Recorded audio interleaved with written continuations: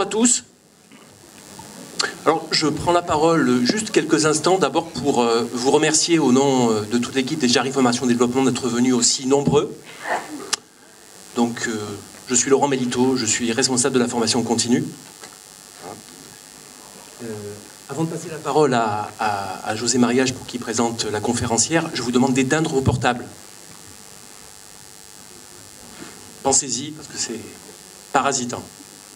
Bon, bonne conférence à tous. Bien, bonjour à toutes et à tous. Bonjour et bienvenue Céline Raphaël. On se connaît par ailleurs. Merci d'être venu à notre rencontre pour nous parler, à travers votre bouleversante histoire de vie, de la maltraitance faite aux enfants et aux adolescents. Merci de nous rappeler qu'un humain n'est jamais aussi grand que lorsqu'il est à genoux pour aider un enfant. Je répète, un humain n'est jamais aussi grand que lorsqu'il est à genoux pour aider un enfant.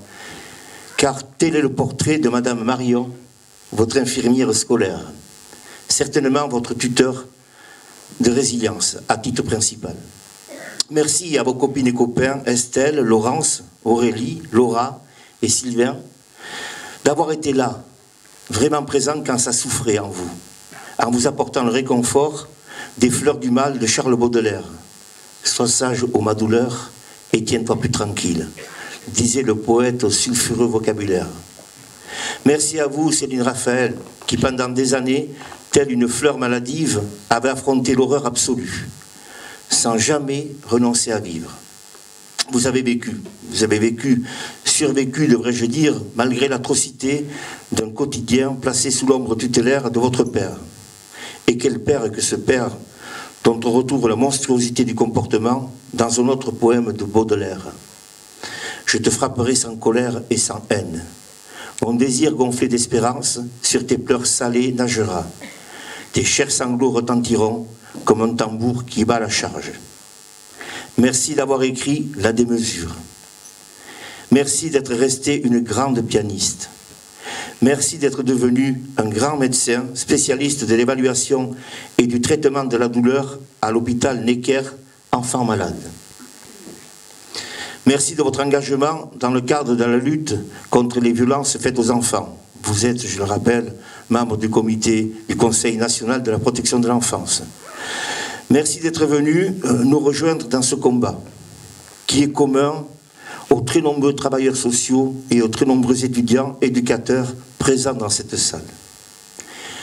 Toutes ces personnes venues pour vous entendre et vous questionner, j'en suis sûr, ressortiront bouleversées de cette matinée et plus que jamais armées jusqu'aux dents pour continuer le combat en faveur de la protection de l'enfance. Merci, merci et mille fois merci.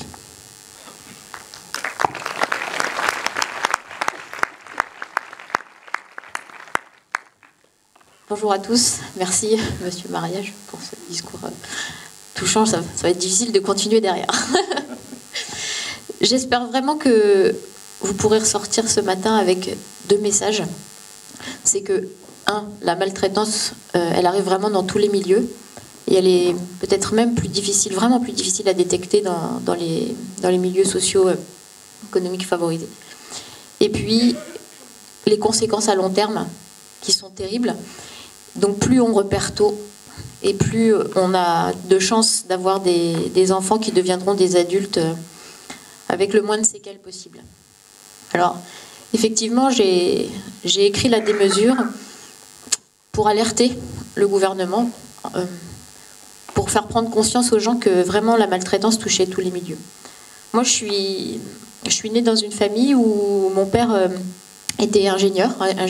Quand je suis née, il était chef d'équipe dans une usine de métallurgie. Et ma mère a arrêté de travailler pour s'occuper de moi. Il faut rembobiner un petit peu pour comprendre mieux. Et en fait, mes parents viennent de Lorraine. Ma mère était la deuxième d'une fratrie de 5. Et son père était alcoolique. Ils avaient très très peu d'argent. Et ça criait beaucoup à la maison. Et dès toute petite, elle s'est promis que chez elle, dans la famille qu'elle se construirait, ça ne crierait pas. Et elle m'a souvent dit, pour que ça ne crie pas, il faut qu'il y en ait un des deux qui s'écrase dans le couple. Donc elle a été construite comme ça. Donc voilà, père alcoolique qui était pas violent, mais mais elle a subi, en tout cas, ces violences psychologiques. Et mon père, lui, est un enfant d'immigrés italiens, et mon grand-père s'est tué à la tâche pour élever ses 5 enfants aussi, et mon père, c'était l'aîné.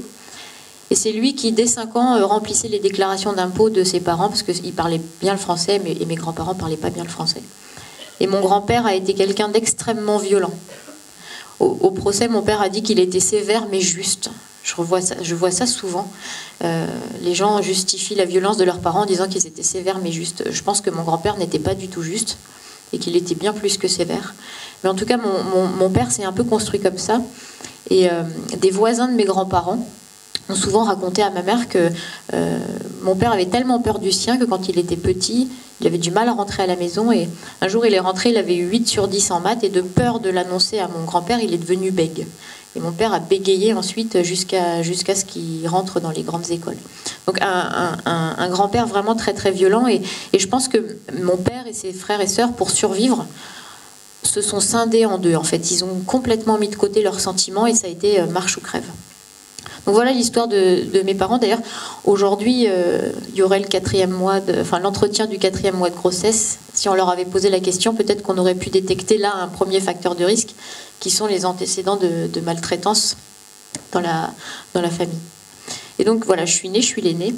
Et puis à l'âge de 2 ans et demi, mon père a décidé de m'offrir un piano. C'était un peu pour réaliser le rêve que lui n'avait pas pu réaliser quand il était petit, parce que ses parents n'avaient du coup pas les moyens, il avait fait de l'accordéon. Et donc à l'âge de 2 ans et demi, ce piano arrive dans la maison et je m'en rappelle encore très bien et je voyais ça comme un cadeau.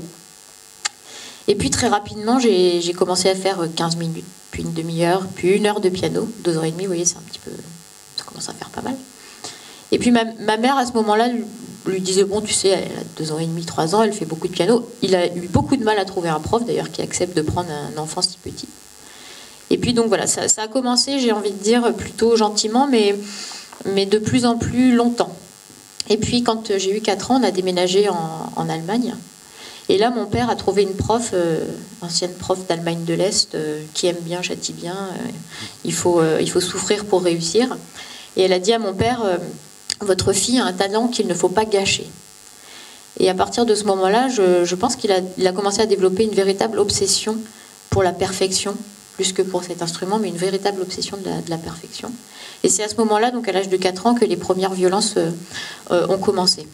Et je me rappelle très bien, donc j'avais 4 ans, on était dans la salle de jeu, parce que le piano était dans la salle de jeu. Et donc il m'a dit, voilà, à partir de maintenant, ça faisait 3-4 heures qu'on était au piano, vous voyez 4 ans, 3-4 heures au piano, concentration difficile. Donc je faisais pas mal de fautes, j'étais fatiguée, et il pensait que je faisais exprès de mal jouer. Donc il m'a dit, voilà, à partir de maintenant, si tu fais 3 fautes, tu auras 3 coups de ceinture.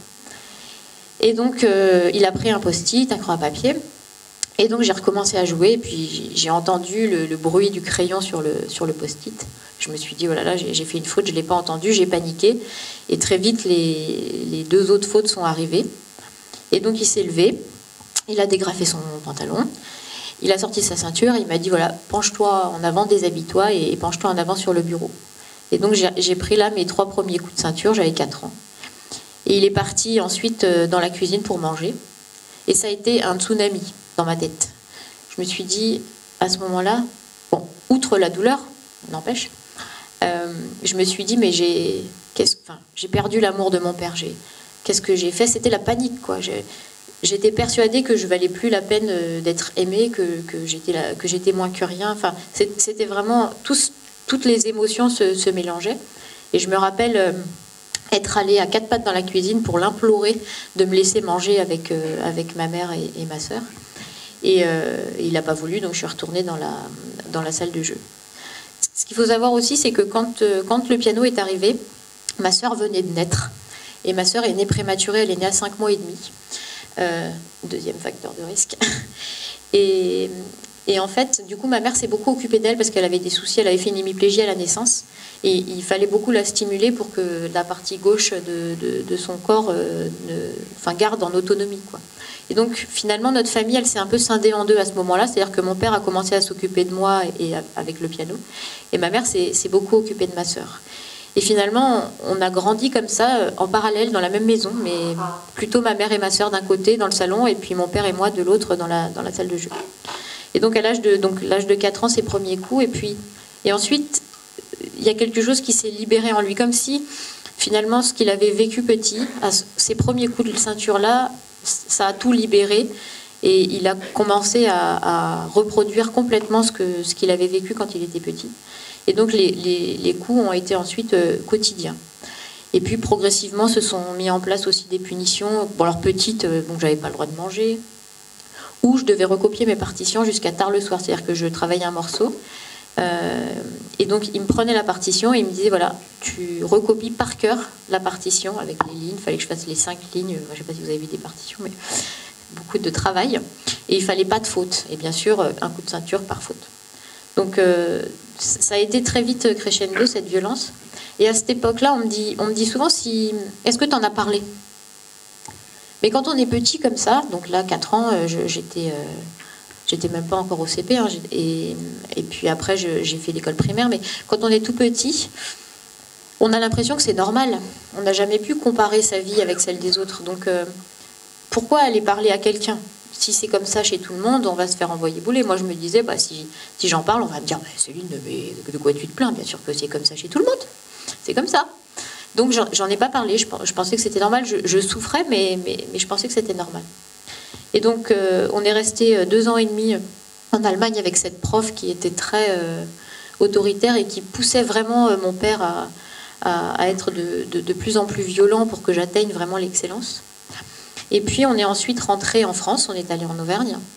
Et là, mon père a réussi à trouver un deuxième prof qui était plus sympa, mais qui, du coup, a voulu me lancer pas mal dans les concours. J'en ai rediscuté avec ce prof plus tard et il m'a dit, tu comprends, au conservatoire, toute la semaine, j'avais des 2 chevaux et le week-end, j'avais une Formule 1 et il s'est un peu laissé griser par ça et c'est vrai qu'il s'est lancé pas mal dans les concours avec moi. Et donc en Auvergne, donc, je suis arrivée, j'étais en CE1, CE2. Et les violences étaient vraiment quotidiennes, c'est-à-dire que c'était des coups de ceinture tous les jours, c'était des coups de poing, des coups de pied. On était rentré dans une certaine routine où mon père allait travailler, parce qu'en Auvergne, il était le directeur de l'usine du village. Et ça a été terrible pour moi, et c'est ça qui a fait que, je pense, on a mis beaucoup de temps à détecter les violences. C'est que, donc, petit village en Auvergne, et la maison du directeur, le village était un peu sur une colline, comme ça. Et puis, en haut de la colline, vous aviez la maison du directeur, à côté de la maison du médecin et à côté de la maison du pharmacien et de sa pharmacie. Et en bas de la colline, vous aviez la maison des cadres de l'usine, toutes les mêmes maisons. Et puis, au fond du village, vous aviez les HLM des ouvriers de l'usine. Mais c'est incroyable. Ce village était construit hiérarchiquement, tout comme la hiérarchie de l'usine, en fait, où mon père était directeur. Et donc, on était un petit peu vus comme moi et ma sœur, comme des petites bourgeoises, quoi.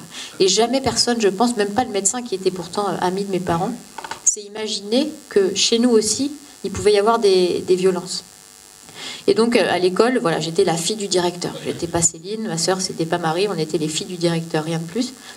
Et il y avait comme un sentiment de défiance, parce que les parents de mes amis travaillaient à l'usine, et les conjoints des profs travaillaient à l'usine.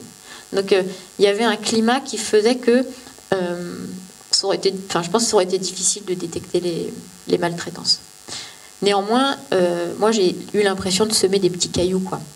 Par exemple, j'étais tout le temps la dernière à sortir de cours.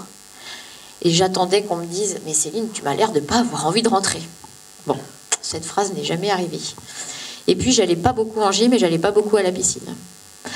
Pourquoi? Parce que tout simplement, mon père trouvait que ces cours-là n'étaient pas importants et qu'il valait mieux que je travaille mon piano à la place. Et 2, souvent, il y avait des hématomes. Et donc, ça aurait été un peu mal vu que j'aille à la piscine avec des hématomes. Mais ça aurait dû alerter les profs.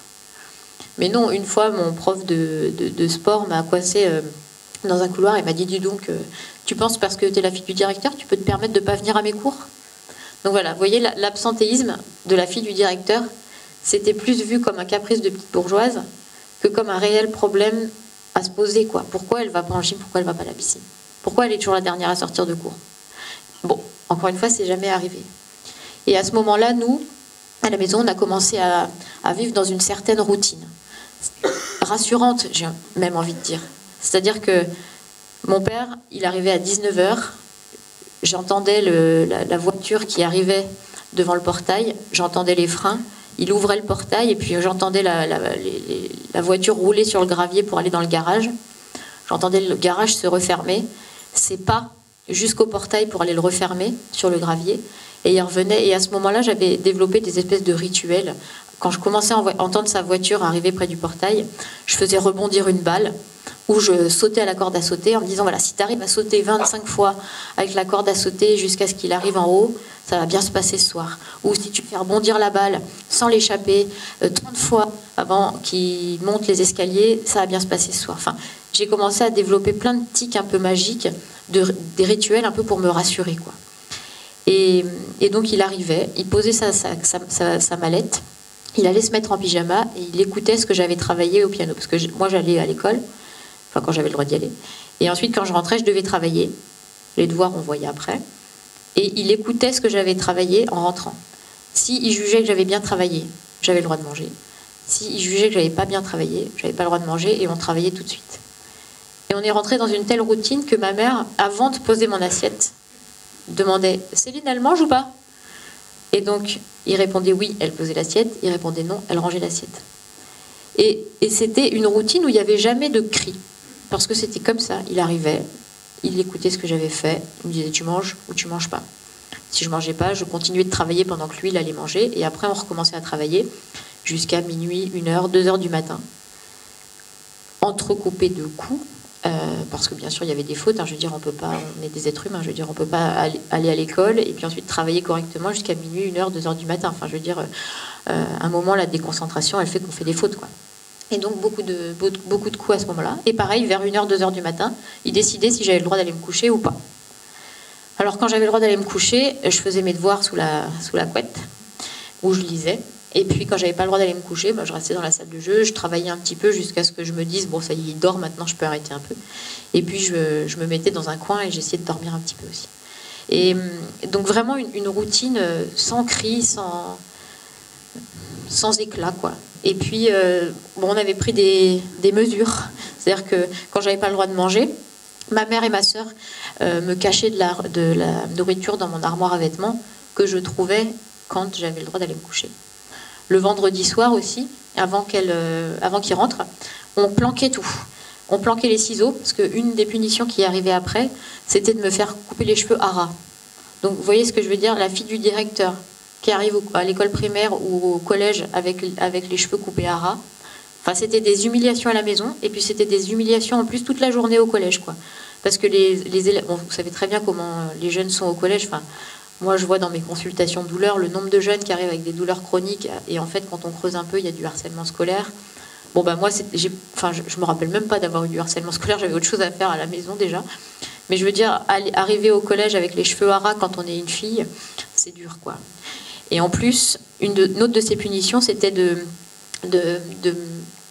week-end souvent, ils prenaient tous mes vêtements, qu'ils mettaient dans un sac poubelle, tous mes vêtements de l'armoire, des bijoux que je pouvais avoir. Il mettait tout ça dans un sac poubelle et il me disait « Tu iras à l'école avec ce jogging ». Alors ce jogging, c'était un jogging vert, tout pourri, trop petit, qui m'arrivait à mi-mollet. Et donc j'allais au collège avec ce truc, quoi. Donc vous voyez, cheveux à ras, jogging trop petit, quoi. Donc je vous raconte pas les journées que je passais à l'école. Heureusement, comme vous le dites, j'avais des très bons copains. Et il y avait un petit groupe comme ça où je me sentais soutenue, mais c'était vraiment prolonger l'humiliation. Et même les profs, hein, je veux dire, la fille du directeur qui arrive avec les cheveux à ras et un jogging trop petit, bon, ça les a jamais vraiment alertés, quoi. Et donc le vendredi soir, comme ma mère savait qu'il y avait un petit risque qui me coupe les cheveux, donc elle planquait tous les ciseaux. Et puis moi, je mettais dans la chambre de ma sœur des choses auxquelles je tenais, des livres. Puis après, j'ai eu le droit. Ma mère m'a offert un Walkman en douce, donc je planquais ce Walkman aussi dans la chambre de ma sœur. Et quand même des vêtements de rechange au cas où je puisse quand même les emmener et me changer dans les toilettes du collège. Et à ce moment-là, donc j'étais plus grande et j'ai commencé à comparer ma vie avec les autres, quoi. Et c'est à ce moment-là, je dirais début du collège, que j'ai compris que ce que je vivais, c'était pas du tout normal, en fait. Parce que quand mes copains, ils se racontaient leur soirée, qu'est-ce que t'as fait ce soir? Ah, moi, je suis allée au ciné avec mes parents, on a été faire un bowling, j'ai regardé un film. Moi, j'avais toujours fait du piano, j'avais pas le droit de manger, je m'étais pris des coups de ceinture, de poing. J'avais été enfermée à la cave. Bon, et je me suis dit, oui, ce que tu vis, c'est pas du tout normal. Mais à partir du moment où on comprend que ce qu'on vit, c'est pas normal, alors on continue de se taire parce qu'on se dit, si tu parles, tu vas apporter préjudice à ta famille, quoi. À cause de toi, ton père va aller en prison, ta mère, elle travaille pas, donc comment elle va faire? Donc quand on est petit, on parle pas parce qu'on pense que c'est normal. Et quand on est plus grand, on parle pas parce qu'on sait que c'est pas normal. Et du coup, en parlant, on prend le risque quand même d'être le délateur et celui par qui, entre guillemets, le drame va arriver, quoi. Et donc, à ce moment-là, j'ai pas parlé non plus.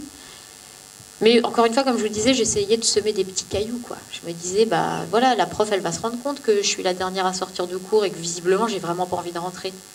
Ils vont me demander pourquoi je vais pas en gym et à la piscine. Et c'est jamais arrivé. C'est-à-dire que toutes les années du collège, on m'a jamais posé de questions. Et je commençais à être pas mal, à en avoir pas mal marre quand même de ce qui se passait à la maison. J'étais fatiguée. J'avais peur. Vous savez, je ne sais pas si vous avez regardé, il n'y a pas longtemps, il y a eu un documentaire sur la 5 sur les rescapés du Bataclan. Et depuis que j'ai vu ce documentaire, je prends souvent cet exemple parce que je trouve qu'il est extrêmement juste. Quand vous voyez une victime du Bataclan, le Bataclan, ça fait 4 ans. Jamais vous iriez lui dire « Ouais, ça fait 4 ans, là, maintenant, ça va, faut passer à autre chose. » Jamais. Parce que ces gens-là, ils ont un vrai stress post-traumatique et ils arrivent parfaitement à l'exprimer. Il y a une dame qui disait qu'elle s'était cachée dans les toilettes et qu'elle fixait la porte des toilettes. Et qu'elle se disait, à tout moment, si la porte s'ouvre, je suis morte. Parce que le gars, il va arriver avec sa Kalachnikov et il va me tuer. Et cette scène, elle la revivait sans cesse. Et cette peur de la mort, elle la revivait sans cesse. Ce qui fait que 4 ans plus tard, elle sursautait au moindre bruit de porte, de portière, de voiture qui claque. Enfin, elle l'exprimait très bien. Et je disais à mon conjoint, quand on a regardé ce documentaire, mais c'est incroyable parce que les gens ne se rendent pas compte que nous, en fait, quand on est victime de violence à la maison, on vit le Bataclan tous les soirs. Et je pense que les gens ne le mesurent pas. C'est-à-dire qu'on comprend parfaitement le stress de ces victimes-là du Bataclan. Et encore une fois, comme je vous dis, 4 ans plus tard, on n'irait jamais leur dire « Oh, non, ça fait 4 ans ».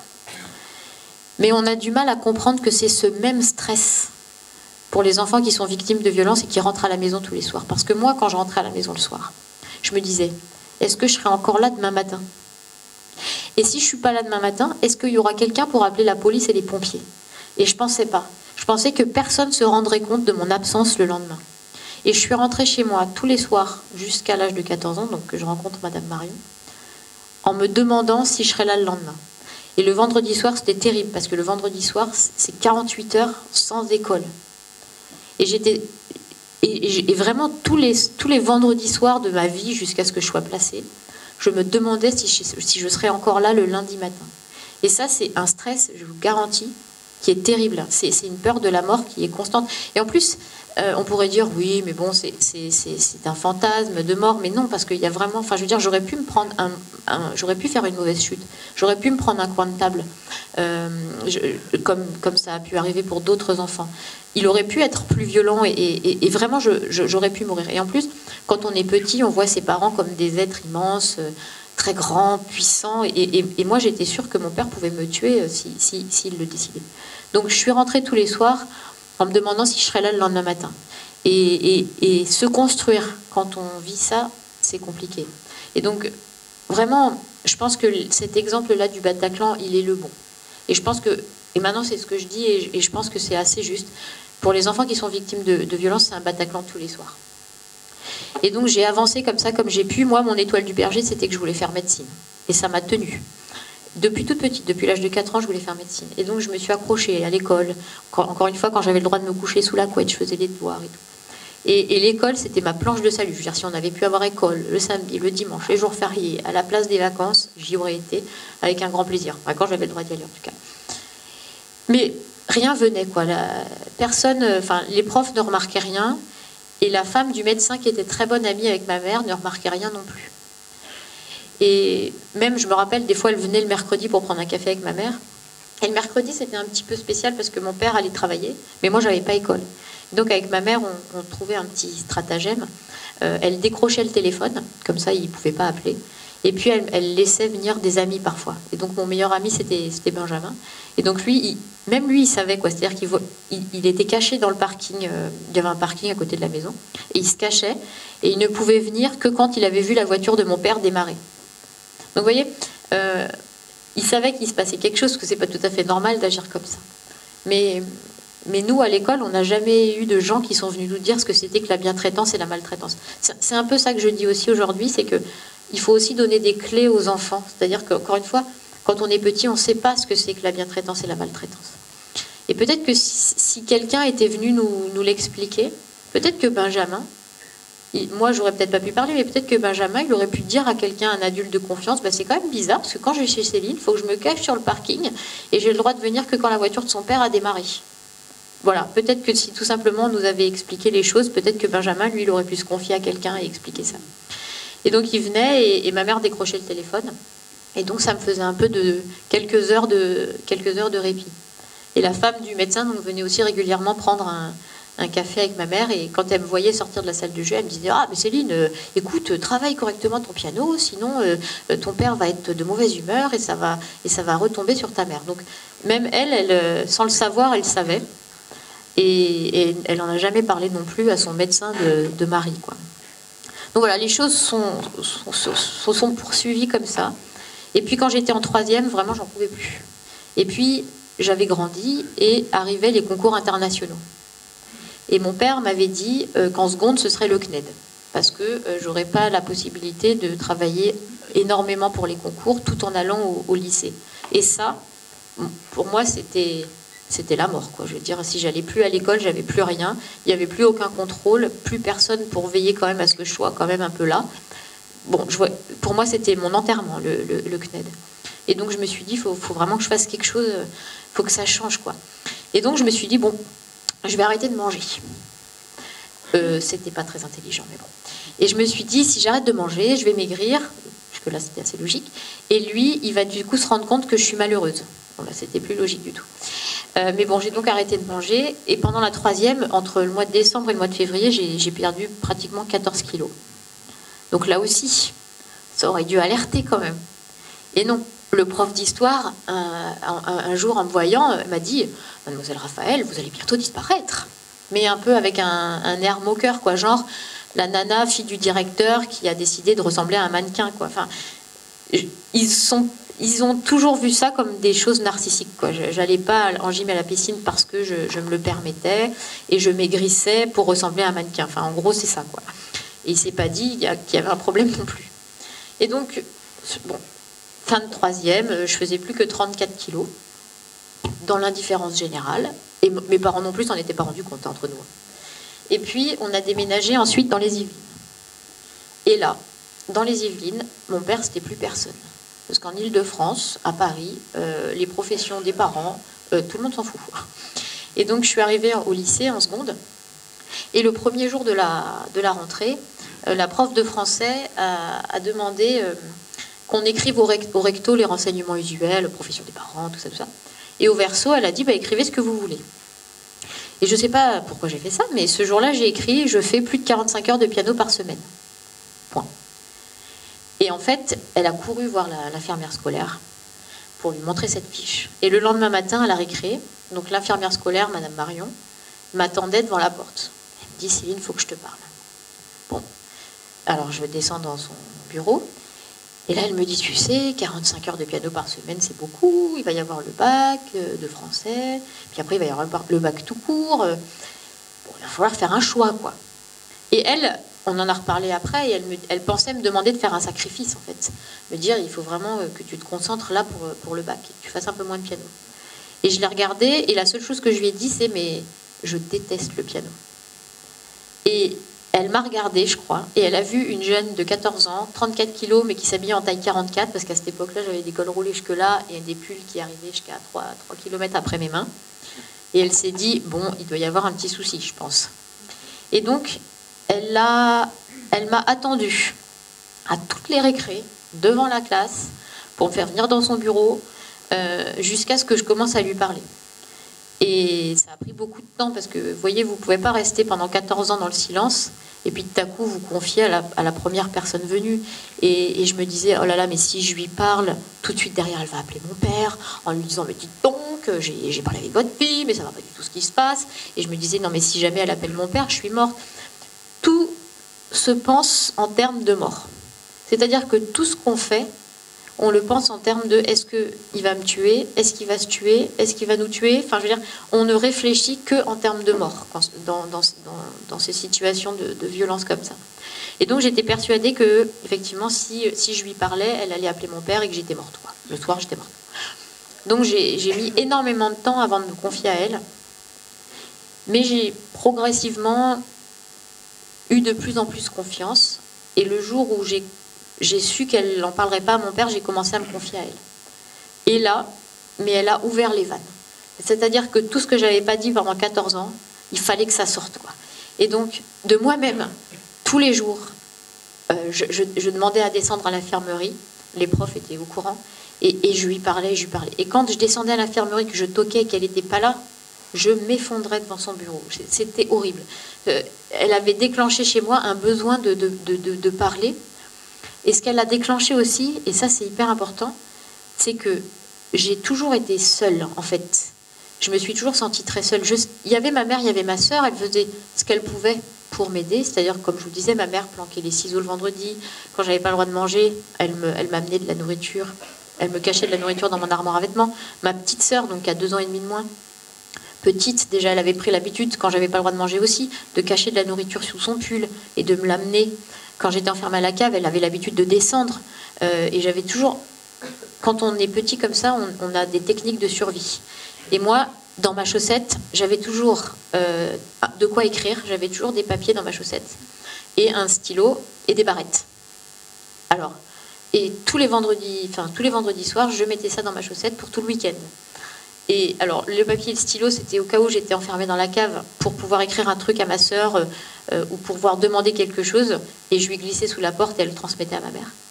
Et les barrettes, c'est parce que je regardais... Enfin, ça m'était arrivé de regarder pas mal MacGyver. Bon, vous êtes trop jeune. Mais je regardais MacGyver. Et j'avais appris, en regardant MacGyver, à ouvrir les portes avec des barrettes.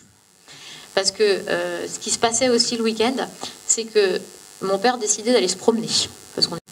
Et donc, soit j'avais le droit d'aller me promener avec eux, soit j'avais pas le droit d'aller me promener.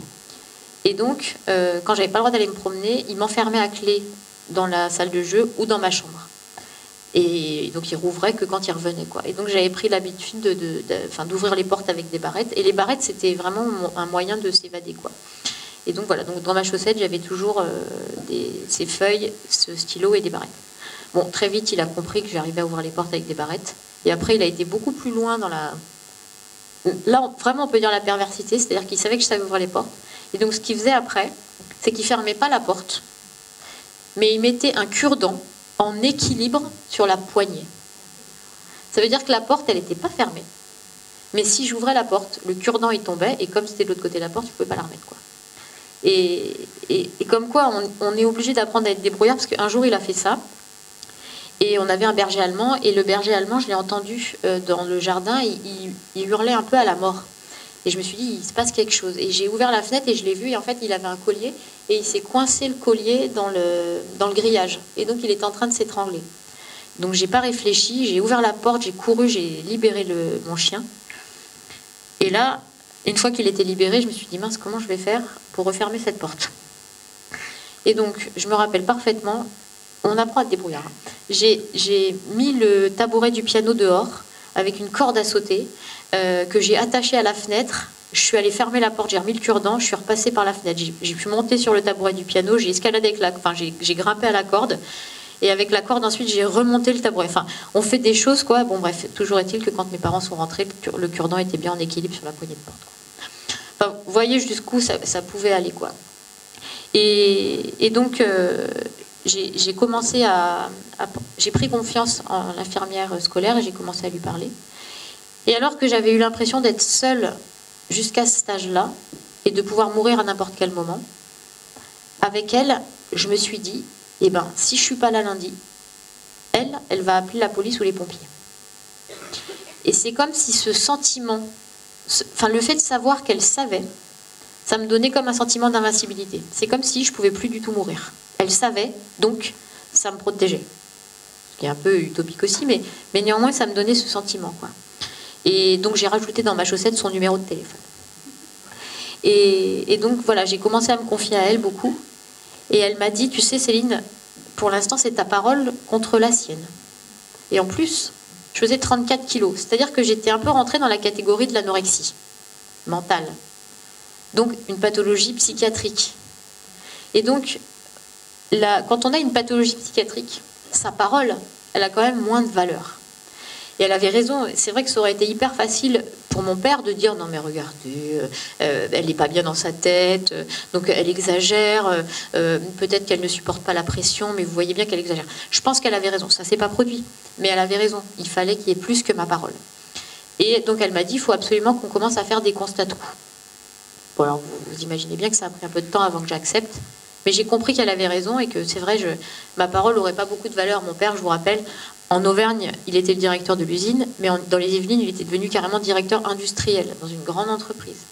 Donc, il avait beaucoup d'argent. C'est quelqu'un qui était très, très apprécié. Enfin, je me rappelle, ma mère m'a dit un jour, elle a croisé dans la rue des gens qui travaillaient avec mon père. Ils lui ont dit, mais votre mari, mais qu'est-ce qu'il est charmant! Il était charmant. Il lui faisait acheter pour la fête des secrétaires toujours un bouquet de fleurs pour sa secrétaire, tout ça, tout ça. Il était vraiment, je pense, très apprécié au boulot. C'était quelqu'un qui s'exprimait bien parce qu'il avait pris des cours pour ne plus être bègue et après il parlait très bien. Il avait fait l'école des mines, il était sorti major de sa promo, il avait fait l'Institut des hautes études politiques. C'est quelqu'un qui maniait bien le discours. Et il était vraiment très apprécié dans son travail. Ma mère, c'est quelqu'un aussi, enfin, vous nous auriez croisés. Hein, vous auriez dit, mais quelle famille parfaite! Je veux dire, vous auriez vu 2 parents bien habillés, sympas, avec les enfants bien habillés derrière, bon à l'école. Enfin, on pouvait vraiment donner l'illusion que tout allait bien, quoi. Et ma mère est quelqu'un de très exubérant, qui est très jovial, qui aime beaucoup discuter. Enfin, vraiment, il laissait vraiment rien transparaître de ce qui se passait à la maison, quoi. Et donc, voilà, ma parole, elle n'aurait pas eu beaucoup de valeur, je pense. Et donc, on a commencé à faire des constats de coups avec le médecin scolaire qu'elle appelait et qui venait à ce moment-là. Et là, vous vous dites, mais quand est-ce qu'elle fait le signalement?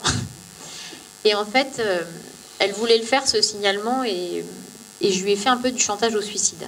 Alors, à l'époque, maintenant, quand j'en parle, c'était du chantage au suicide, mais à l'époque, c'était pas du chantage, je le pensais vraiment, quoi. J'étais terrorisée de ça. Franchement, je me disais, oh là là, mais si elle fait un signalement, je suis morte. Encore une fois, tout tourne autour de la mort. Hein. Donc, si elle fait ça, je suis morte. Ou alors, mon père va avoir des soucis, il va se tuer, ou il va tuer ma mère et ma soeur. Enfin, j'étais terrorisée à l'idée de ce signalement. Avec le recul, elle ne m'a pas non plus expliqué ce que c'était qu'un signalement. Et donc, je l'avais un peu fantasmé, ce truc-là. Et donc, je lui ai fait vraiment du chantage au suicide. Elle a eu peur et elle a temporisé. Et donc, l'année de seconde a commencé comme ça. Et mon père a dû sentir quelque chose, parce que je ne me suis pas plus rebellée, mais le fait d'être 2, c'est-à-dire que de savoir que le lundi, si j'étais pas là, quelqu'un appellerait la police ou les pompiers, ça m'a un peu rassurée. Je ne saurais pas comment expliquer, parce que je n'ai pas commencé à lui dire non, va te faire foutre, ou à me rebeller, non, pas du tout. Mais peut-être qu'il a senti dans mon comportement que quelque chose changeait. Et lui, ça a complètement déstabilisé sa routine. Encore une fois, il arrive à 7h, à 7h15, on est au piano. Si j'ai fait des fautes, il dégrave sa ceinture. Je me penche sur le bureau, je me déshabille, il n'y a pas de cri, machin. Il me dit, tu vas dans la cave, je vais dans la cave. J'ai pas le droit de manger, je mange pas. Enfin, cette routine-là, qui nécessitait pas de cri, elle a commencé à être un peu déstabilisée parce qu'il est devenu violent, mais de manière incontrôlée. Ça partait comme ça, sans prévenir, et il commençait à hausser le ton.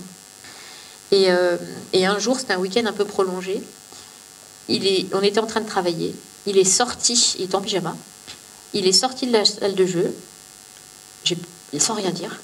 Bon, j'ai attendu, sur le qui-vive, quoi, toujours. Il est re-rentré, il a fermé les volets, il est reparti. Angoisse. Je me suis dit, putain, qu'est-ce qui se passe? Je vais mourir. Bon. J'ai ouvert les volets, j'ai sauté par la fenêtre, j'ai commencé à courir. Donc, rappel, j'avais dans ma chaussette le numéro de l'infirmière. Je me suis dit, je cours jusqu'à la boulangerie et je l'appelle. Bon, bien sûr, ça n'a pas marché. Donc il a entendu que j'avais ouvert les volets et il a ouvert la porte d'entrée, il a commencé à me courir derrière, dans la rue. Où étaient les voisins? Je sais pas. Donc il m'a rattrapé par les cheveux et il m'a ramené à la maison. Et là, il m'a allongé par terre, comme la police, avec les bras, tout ça, avec le pied sur mon genou, sur mon dos, je veux dire. Le chien a aboyé, ma mère et ma sœur sont arrivées, tout le monde criait. Et puis, il est monté dans ma chambre et il a commencé à tout casser. Enfin, je veux dire, j'entendais les trucs qui passaient par la fenêtre et tout, je suis montée. Saccage. Et donc, il m'a rattrapé par les cheveux et on est descendu dans les escaliers, sur le dos. Je me suis tassé 2 vertèbres. Et j'ai eu hyper peur ce jour-là. Pour le coup, encore une fois, de mourir. Et le lendemain, donc lui, il a été travaillé. Et moi, j'ai appelé l'infirmière et je lui ai dit, bah ok, je suis prête pour le signalement. Et donc après, ça a été super vite. C'est-à-dire que le lendemain, j'étais à la brigade des mineurs. Et j'ai été auditionnée par un brigadier avec l'Arxon de Marseille, qui tapait avec son ordinateur avec un doigt. Et donc, il n'y avait pas du MJ filmé, tout ça à l'époque. Hein, et donc, il m'a demandé de lui raconter les faits entre 92 et 98. Alors, franchement, je lui dis, mais pourquoi que 5 ans? Alors que moi, ça fait depuis que là, j'ai 4 ans. Franchement, il m'a hyper déstabilisé. Et en plus, il tapait avec un doigt. Et du coup, ça allait pas vite, quoi. Et il me posait pas de questions. Et donc... j'étais perdue, donc j'ai commencé à lui raconter un petit peu, mais il fallait répéter parce qu'il n'avait pas eu le temps de terminer sa phrase. Bon, c'était hyper dur, franchement. Et donc j'ai dit la moitié de ce que j'avais vécu. Franchement, il y a peu de choses parce que ça m'a saoulée, quoi. Enfin, j'étais perdue, quoi. Et donc après, ils ont entendu en même moment ma mère et l'infirmière scolaire. Et après, c'était un peu rocambolesque, c'est-à-dire c'était à la brigade des mineurs du Chesnay, dans les Yvelines. Et tout d'un coup, après on était dans la salle d'attente, ils arrivent tous là et ils ferment tous les volets. On se dit, merde, qu'est-ce qui se passe? Et ils nous disent, ils avaient les flingues là sur ils nous disent, ton père est là. Enfin, angoisse. Parce qu'il était censé être en Suisse. Et en fait, de ce qu'ils nous ont dit, il avait appelé ma sœur, parce que à ce moment-là, j'avais la varicelle, et j'avais transmis la varicelle à ma sœur, la pauvre. Et donc, elle était à la maison, elle, et apparemment, il avait appelé, et elle avait craqué en lui disant qu'on était à la brigade des mineurs. Et donc, pour la police, il était là, il arrivait. Et donc, ils avaient tout fermé, les trucs. Ils m'ont évacué en urgence. Enfin, je veux dire, ils m'ont fait descendre dans le parking de la brigade des mineurs. Ils m'ont couché sur le siège passager des policiers qui m'ont ensuite emmené à l'hôpital, en placement secret. J'ai eu le temps j'ai même pas eu le temps de dire au revoir à ma mère, quoi. Enfin, c'était des conditions un peu rocambolesques. Franchement, on serait dans un film on penserait que c'est une fiction, quoi. Mais c'était vraiment la vérité. En fait, il n'était pas du tout là, hein, il était en Suisse, mais simplement. Il avait appelé la brigade des mineurs pour savoir ce qui se passait. Et donc, à ce moment-là, j'ai donc été évacuée vers l'hôpital Mignot au Chesnay. Et j'ai été placée en placement secret à l'hôpital. Et cette époque-là, c'est un peu flou parce que c'était vraiment l'angoisse. J'ai pas été préparée à ça. C'est-à-dire que Madame Marion, elle m'a sauvé la vie, ça c'est sûr, mais elle m'avait pas vraiment expliqué ce que c'était les conséquences d'un signalement et elle m'avait pas expliqué que j'allais être placée. En fait, elle m'avait dit que j'irais chez ma tante. Parce qu'elle avait eu ma tante, donc la sœur de ma mère, au téléphone plusieurs fois et ma tante tombait des nues. Parce que la famille de mes parents était pas, enfin ma famille en fait, était pas du tout au courant de la situation. Parce qu'on vivait un peu en autarcie quand même. Mes grands-parents, les deux, des deux côtés étaient en Lorraine et on n'y allait jamais. Donc mes oncles, mes tantes, ils savaient pas vraiment ce qu'on vivait à la maison. Et ma tante, la sœur de ma mère, elle est assistante sociale à l'ASE. Et donc elle est vraiment tombée des nues en apprenant ce qui se passait et vraiment elle s'en doutait pas une seule seconde, quoi. Et donc elle était complètement d'accord pour me prendre chez elle, quoi. Donc pour moi, dans ma tête, il y avait le signalement, et puis après j'allais chez ma tante. C'était cool. Bon, total, je me suis retrouvée donc en placement secret, donc dans un service de pédiatrie. Et il y avait un jeune qui était placé en même temps que moi, qui s'appelait Franck. Et lui aussi, il avait été battu par son père. Et à ce moment-là, on passait nos journées, nos chambres données sur le parking de l'hôpital. Et je vous jure, on passait nos journées à regarder les voitures qui rentraient. Moi, j'essayais de regarder s'il n'y avait pas la voiture de mon père et lui la voiture du sien pour venir nous tuer. Encore une fois, dans cette angoisse de oh là là, on a parlé, donc ils vont venir nous tuer. Moi, au moment où j'ai été placée, quand je suis arrivée le premier soir à l'hôpital, j'avais très peur de ce qui s'était passé à la maison parce que je me disais, est-ce qu'il s'est tué? Est-ce qu'il a tué ma mère et ma sœur? Enfin, j'avais vraiment peur d'un drame, quoi. Et j'ai pas pu être rassurée tout de suite parce que comme j'étais en placement secret et qu'il n'y avait pas encore trop de portables, je pouvais pas appeler à la maison pour savoir comment allaient ma mère et ma sœur surtout. C'est quelques jours plus tard où Madame Marion, qui avait le droit de m'appeler, elle m'a dit que ça allait, quoi, et que en fait mon père avait été en garde à vue et que ma mère et ma sœur allaient bien. Et en fait, ce qui s'est passé, donc, c'est que mon père a été mis en garde à vue. Et ils voulaient mettre ma mère en garde à vue aussi, mais ma sœur avait la varicelle. Et donc elle a dit aux policiers, bah écoutez, ma fille est malade à la maison. Et donc 2 policiers sont allés pour chercher ma sœur. Sauf qu'elle a bien appris sa leçon qu'il ne faut pas ouvrir aux inconnus. Donc quand ils ont sonné, le chien a aboyé, ma sœur n'a pas ouvert la porte. Et du coup, ils n'ont pas mis ma mère en garde à vue. Elle est rentrée à la maison pour s'occuper de ma sœur.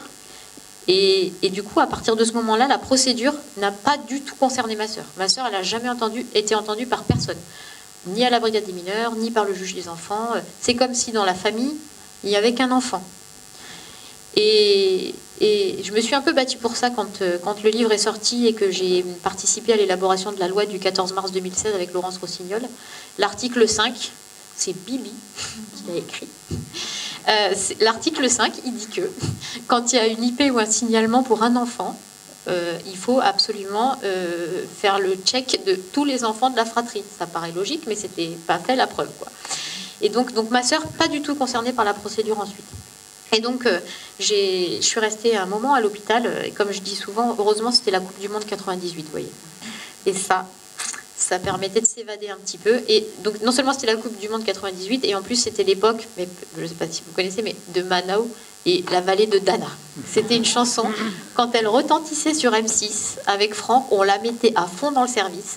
Et voilà, on avait trouvé quand même des moyens. Si on ne trouve pas des petits moyens de s'en sortir comme ça, on devient fou, quoi.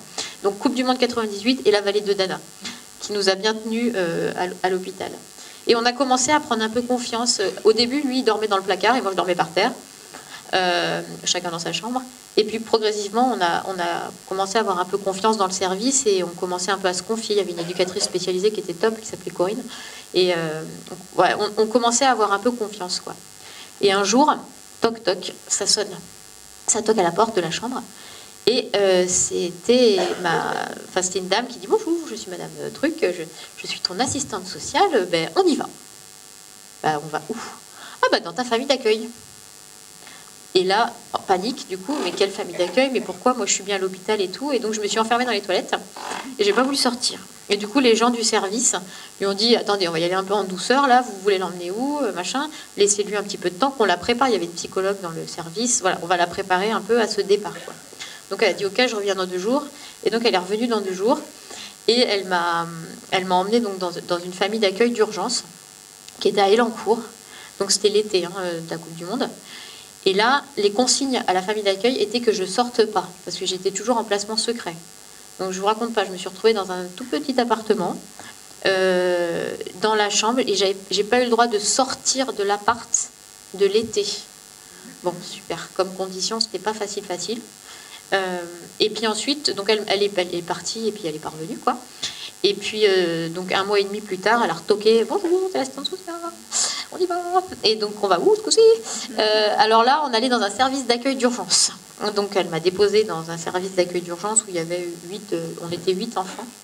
Et là, j'ai commencé ma première S dans un nouveau lycée du coup, parce que j'ai dû changer de lycée. Et donc, premier jour de la rentrée, première S, la CPE qui apprend que je suis placée, quoi.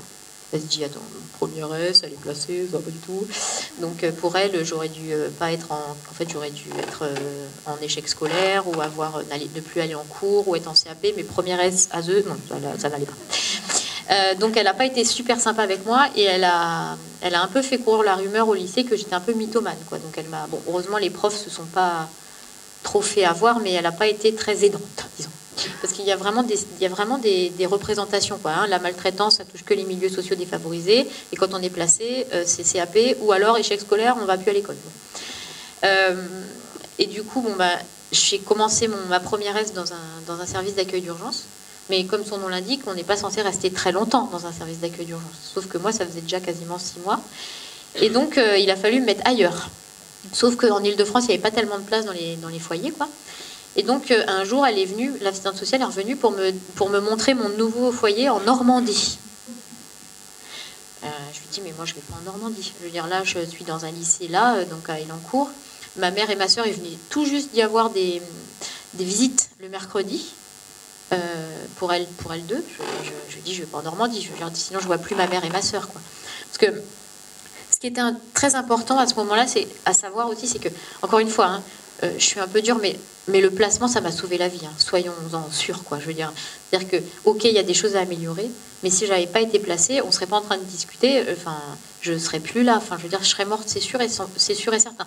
Soit parce que, encore une fois, mon père m'aurait tuée, soit parce que je me serais suicidée.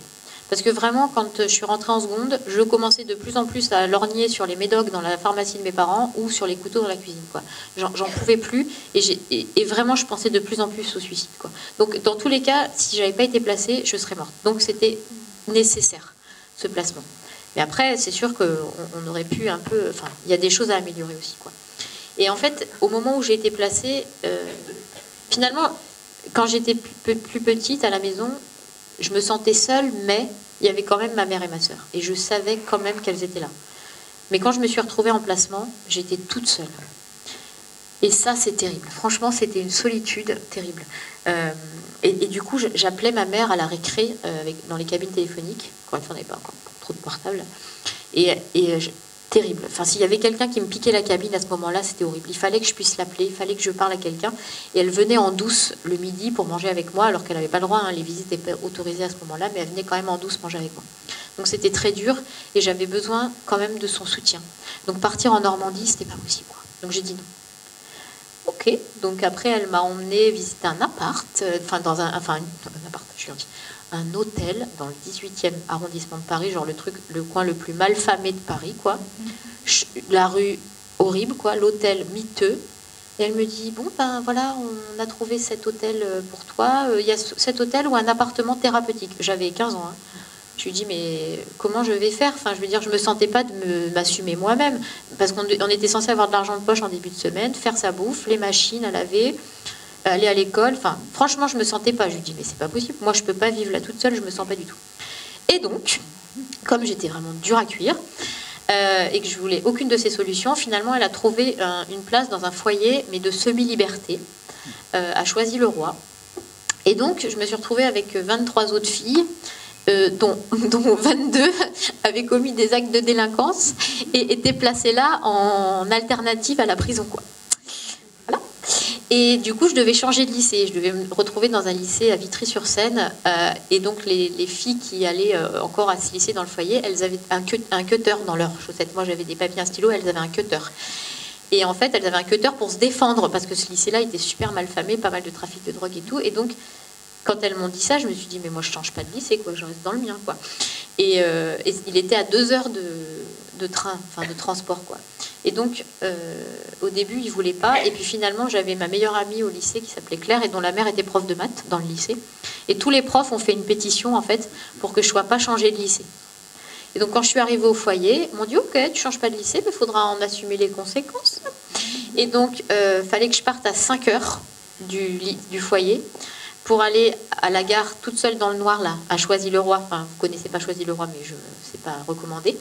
Il fallait que je passe par une galerie marchande fermée, donc à cette heure-là, bon, bref, pour aller à la gare. Je prenais le premier train, le RER, à Choisy-le-Roi à 5h20, pour arriver ensuite à Versailles. Je changeais de RER pour arriver jusqu'à La Verrière. Après, je prenais un bus pour aller au lycée. Bref, j'arrivais à 8h. Et donc, il m'avait dit au foyer, OK, donc tu continues à aller dans ton lycée, mais la cuisine, elle est fermée à cette heure-là, donc pas de petit-déj. Donc, je préparais un truc dans mon sac pour repartir le matin. Et quand tu rentres, la cuisine, elle est fermée aussi. Donc, je rappelle, hein, je faisais 34 kilos à l'époque, donc ça ne m'a pas aidé à prendre du poids non plus, quoi. Et donc, bon, voilà, j'ai fait ma terminale comme ça.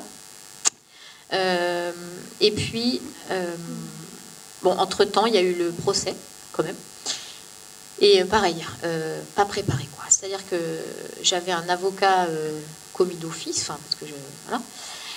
Et donc, je l'ai vu une fois, la nana. Et encore, je suis allée en stop pour la voir. Donc, je l'ai vu une fois. Donc, bon, j'ai pas été partie prenante vraiment de ce procès. Et je pourrais même pas vous le raconter. C'est-à-dire que c'était tellement violent. Je me suis retrouvée dans cette salle. On n'entendait qu'une personne, c'était ma mère derrière qui pleurait. J'étais assise à côté de mon avocate. Mon père avait son avocat, donc un super avocat. Et moi, la mienne, elle m'avait vu une fois. Et donc, à un moment, elle m'a tapoté sur l'épaule comme ça. Je la regardais, elle m'a dit, la juge t'a posé une question, il faut que tu te lèves. Donc, je me suis levée, mais je n'avais pas entendu la question de la juge. Donc, je me suis rassise. Et la seule chose dont je me souviens, c'est cet avocat qui a dit que le père de mon père était sévère mais juste. Ça, je me rappelle. Et je me rappelle aussi de la procureure qui a dit « Monsieur, vous êtes un minable » et qui demandait le retrait de l'autorité parentale. C'est tout ce que je me rappelle de ce procès. Et moi, ma seule angoisse, c'était « Voilà, là, j'espère qu'il ne va pas aller en prison. » Parce que je me disais, s'il va en prison, comment va faire ma mère? Elle a jamais travaillé, comment elle va faire pour s'occuper de nous? Enfin bref, c'était ma grosse angoisse. Au total, il a eu 18 mois de prison avec sursis et une mise à l'épreuve. Et puis c'est tout. Il n'y a pas eu de retrait de l'autorité parentale. Voilà. Et donc, j'ai fait ma terminale comme ça. Et j'avais quand même des nouvelles de ma sœur que j'allais voir en stop régulièrement. Et elle allait de plus en plus mal, ma sœur. Donc, je vous disais, la procédure ne l'avait pas du tout concernée, quoi. Et je me suis dit, bon, moi, je veux faire médecine. Moi, il m'avait dit clairement, à 18 ans, c'est bye-bye, hein, le foyer. Pas de contrat jeune majeur. Je me suis dit, merde, comment je vais faire, quoi? Et du coup, je me suis dit, bon, je vais rentrer à la maison. Je vais récupérer ma sœur et on va retrouver un moyen de partir, mais toutes les deux ce coup-ci. Et donc j'ai demandé une main levée. Ça n'a pas été facile. La juge ne voulait pas. Là aussi, je lui ai un peu fait du chantage au suicide. Et donc finalement, il y a eu cette main levée. Donc je suis rentrée à la maison. Franchement, c'était comme si j'étais partie en vacances 15 jours. On n'en a plus jamais reparlé. C'était une ambiance extrêmement étrange. Je ne saurais même pas vous la décrire, mais c'est vraiment comme si j'étais partie 15 jours en vacances. Et donc, j'ai commencé ma première année de médecine et à la fac, je suis tombée sur une assistante sociale super géniale qui nous a obtenu, vu la situation et puis les papiers du procès quand même que j'avais gardés, qui nous a obtenu une bourse chacune à l'échelon 5. Et grosse chance aussi, c'est que j'ai réussi à trouver un appartement à Paris pour les boursiers, couple ou fratrie. Et donc, vous n'avez pas de notion des prix de l'immobilier parisien, mais on avait un 50 mètres carrés place d'Italie qu'on payait 300 € par mois. Donc, voilà. Donc, du coup, ça, c'était chouette. On a réussi à se trouver cet appart. Et donc, un soir, en fait, pendant que mon père dormait, j'ai fait tous les cartons de nos chambres. Et le lendemain matin, quand il est parti au boulot, on a loué un petit camionnette pour faire le déménagement. Et pendant qu'il était au boulot, on est parti. Et après, on s'est mis sur liste rouge et pendant longtemps, on n'a plus de contact. Et donc, moi, j'ai fait médecine. Ma sœur, derrière, a fait médecine. Et une fois que j'ai été interne, je me suis dit, voilà, maintenant, tu as un conjoint. Tu es interne en médecine, globalement, tu es sur les rails, quoi. Maintenant, occupe-toi de faire un petit peu changer les choses. Et c'est pour ça qu'en 2013, bon, déjà, j'ai fait ma thèse de médecine sur le sujet de la maltraitance et du non-repérage par les médecins.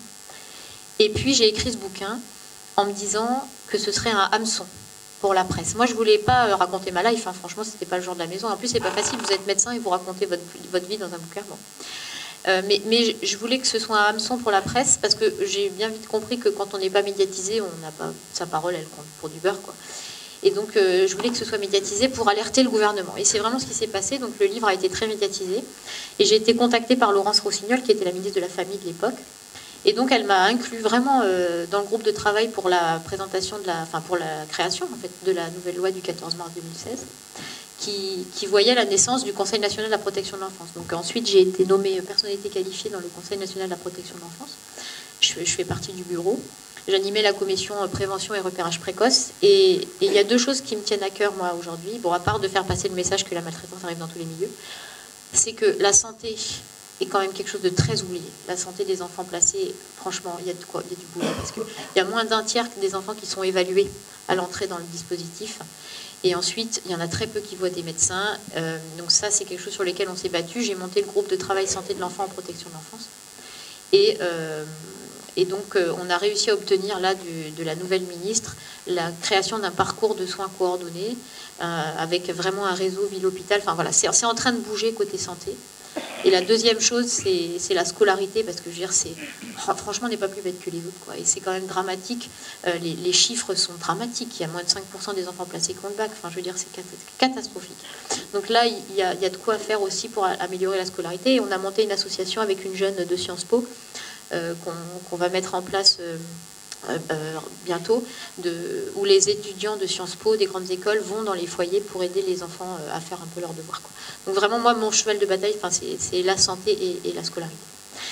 Et je voulais juste vous passer une petite vidéo que je aime bien passer parce qu'elle est très éloquente sur les conséquences à long terme des maltraitances, parce que c'est une pédiatre américaine qui a fait cette conférence-là et je la trouve extrêmement éloquente. Donc je vais arrêter de parler pour vous passer cette vidéo. Oui, mais juste avant, je crois que on peut vous applaudir. Vraiment.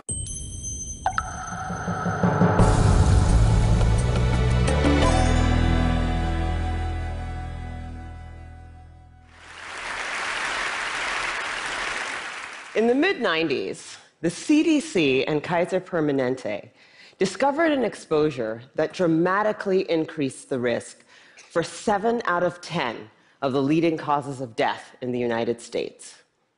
In high doses, it affects brain development, the immune system, hormonal systems, and even the way our DNA is read and transcribed. Folks who are exposed in very high doses have triple the lifetime risk of heart disease and lung cancer, and a 20-year difference in life expectancy. And yet doctors today are not trained in routine screening or treatment. Now, the exposure I'm talking about is not a pesticide or a packaging chemical. It's childhood trauma. Okay, what kind of trauma am I talking about here? I'm not talking about failing a test or losing a basketball game.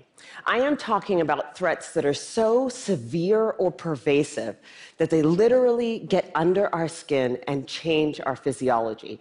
Things like abuse or neglect, or growing up with a parent who struggles with mental illness or substance dependence. Now, for a long time, I viewed these things in the way I was trained to view them, either as a social problem, refer to social services, or as a mental health problem, refer to mental health services. And then something happened to make me rethink my entire approach. When I finished my residency, I wanted to go someplace where I felt really needed, someplace where I could make a difference. So I came to work for California Pacific Medical Center, one of the best private hospitals in Northern California, and together we opened a clinic in Bayview Hunters Point, one of the poorest, most underserved neighborhoods in San Francisco. Now, prior to that point, there had been only one pediatrician in all of Bayview to serve more than 10,000 children. So we hung a shingle, and we were able to provide top quality care regardless of ability to pay. It was so cool. We targeted the typical health disparities: access to care, immunization rates, asthma hospitalization rates, and we hit all of our numbers. We felt very proud of ourselves. But then I started noticing a disturbing trend. A lot of kids were being referred to me for ADHD, or attention deficit hyperactivity disorder. But when I actually did a thorough history and physical, what I found was that for most of my patients, I couldn't make a diagnosis of ADHD. Most of the kids I was seeing had experienced such severe trauma that it felt like something else was going on.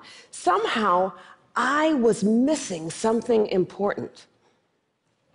Now, before I did my residency, I did a master's degree in public health. And one of the things that they teach you in public health school is that if you're a doctor and you see 100 kids that all drink from the same well, and 98 of them develop diarrhea, you can go ahead and write that prescription for dose after dose after dose of antibiotics, or you can walk over and say, what the hell is in this well? So I began reading everything that I could get my hands on about how exposure to adversity affects the developing brains and bodies of children. And then one day, my colleague walked into my office and he said, Dr. Burke, have you seen this? In his hand was a copy of a research study called the Adverse Childhood Experiences Study. That day changed my clinical practice and ultimately, my career. The Adverse Childhood Experiences Study is something that everybody needs to know about. It was done by Dr. Vince Felitti at Kaiser and Dr. Bob Onda at the CDC, and together they asked 17,500 adults about their history of exposure to what they called adverse childhood experiences, or ACEs. Those include physical, emotional, or sexual abuse, physical or emotional neglect, parental mental illness, substance dependence, incarceration, parental separation or divorce, or domestic violence. For every yes, you would get a point on your ACE score. And then what they did was they correlated these ACE scores against health outcomes. What they found was striking. Two things. Number one, ACEs are incredibly common. 67% of the population had at least one ACE, and 12.6%, 1 in 8, had 4 or more ACEs.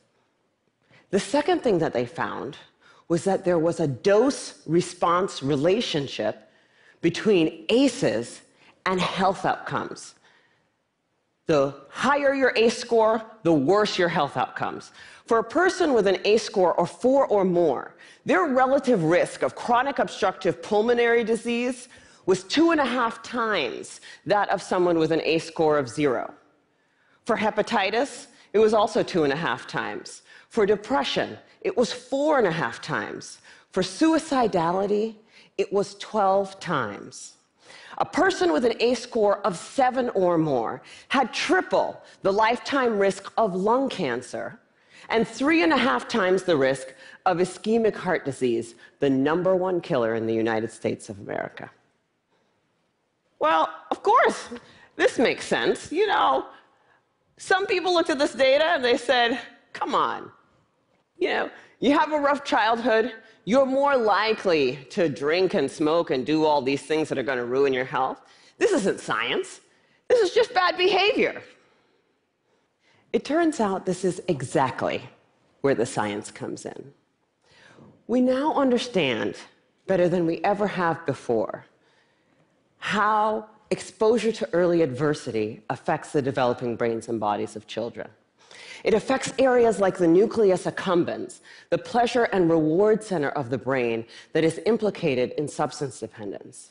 It inhibits the prefrontal cortex, which is necessary for impulse control and executive function, a critical area for learning. And on MRI scans, we see measurable differences in the amygdala, the brain's fear response center.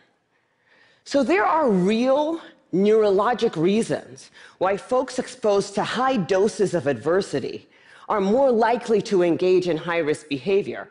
And that's important to know. But it turns out that even if you don't engage in any high-risk behavior, you're still more likely to develop heart disease or cancer. The reason for this has to do with the hypothalamic pituitary adrenal axis, the brain's and body's stress response system that governs our fight or flight response. How does it work? Well, imagine you're walking in the forest and you see a bear. Immediately, your hypothalamus sends a signal to your pituitary, which sends a signal to your adrenal gland that says, release stress hormones, adrenaline, cortisol. And so your heart starts to pound, your pupils dilate, your airways open up, and you are ready to either fight that bear or run from the bear. And that is wonderful if you're in a forest and there's a bear. But the problem is what happens when the bear comes home every night. And this system is activated over and over and over again. And it goes from being adaptive or life-saving to maladaptive or health-damaging. Children are especially sensitive to this repeated stress activation because their brains and bodies are just developing. High doses of adversity not only affect brain structure and function, They affect the developing immune system, developing hormonal systems, and even the way our DNA is read and transcribed. So for me, this information threw my old training out the window, because when we understand the mechanism of a disease, when we know not only which pathways are disrupted, but how, then as doctors, it is our job to use this science for prevention and treatment. That's what we do. So in San Francisco, we created the Center for Youth Wellness to prevent, screen, and heal the impacts of ACEs and toxic stress. We started simply with routine screening of every one of our kids at their regular physical, because I know that if my patient has an ACE score of 4, she's 2.5 times as likely to develop hepatitis or COPD. She's 4.5 times as likely to become depressed, and she's 12 times as likely to attempt to take her own life as my patient with 0 ACEs. I know that when she's in my exam room. For our patients who do screen positive, we have a multidisciplinary treatment team that works to reduce the dose of adversity and treat symptoms using best practices, including home visits, care coordination, mental health care, nutrition, holistic interventions, and yes, medication when necessary. But we also educate parents about the impact of ACEs and toxic stress the same way you would for covering electrical outlets or lead poisoning. And we tailor the care of our asthmatics and our diabetics in a way that recognizes that they may need more aggressive treatment given the changes to their hormonal and immune systems. So the other thing that happens when you understand this science is that you'll want to shout it from the rooftops, because this isn't just an issue for kids in Bayview. I figured the minute that everybody else heard about this, it would be routine screening, multidisciplinary treatment teams, and it would be a race to the most effective clinical treatment protocols. Yeah, that did not happen. And that was a huge learning for me. What I had thought of as simply best clinical practice, I now understand to be a movement. In the words of Dr. Robert Block, the former president of the American Academy of Pediatrics, adverse childhood experiences are the single greatest unaddressed public health threat facing our nation today. And for a lot of people, that's a terrifying prospect. The scope and scale of the problem seems so large that it feels overwhelming to think about how we might approach it. But for me, that's actually where the hope lies. Because when we have the right framework, when we recognize this to be a public health crisis, then we can begin to use the right toolkit to come up with solutions. From tobacco to lead poisoning to HIV/AIDS, the United States actually has quite a strong track record with addressing public health problems. But replicating those successes with ACEs and toxic stress is going to take determination and commitment. And when I look at what our nation's response has been so far, I wonder, why haven't we taken this more seriously?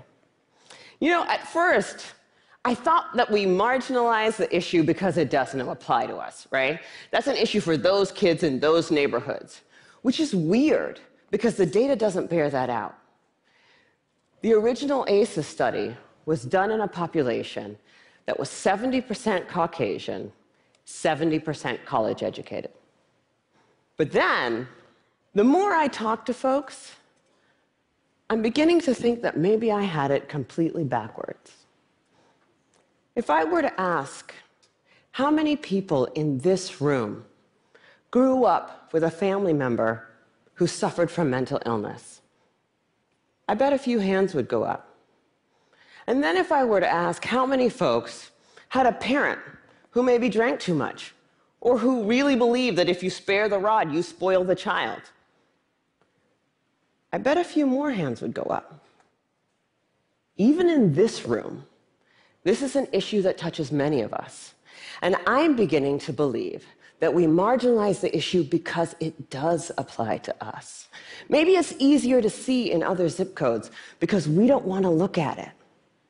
We'd rather be sick.